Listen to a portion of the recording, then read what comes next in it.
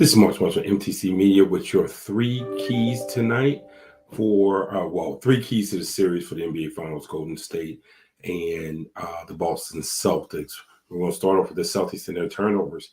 Boston at times have head-scratching turnovers. We saw it a lot in the Miami series where they're literally just throwing the ball away, any sort of traps, the ball gets deflected, they make poor decisions.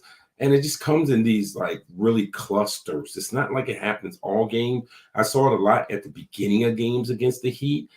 They cannot have a team like Golden State turn them over and get those quick baskets because that feeds into everything that Golden State does. And unlike Miami, Golden State tends to not stop scoring. Miami will stop somewhere in the game and score.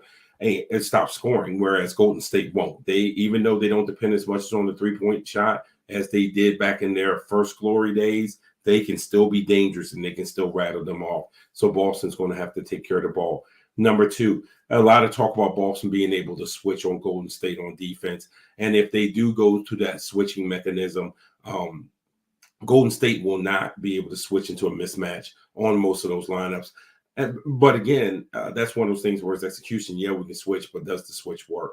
And does the switch work enough for us to keep switching? And by us, I mean Boston. Not that I'm rooting for Boston, but if you're talking from a Boston perspective.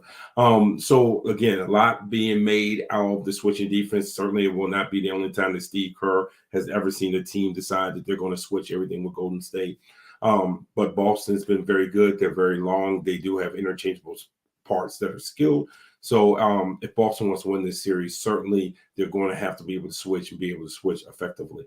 Last but not least, it's like this for every NBA Finals.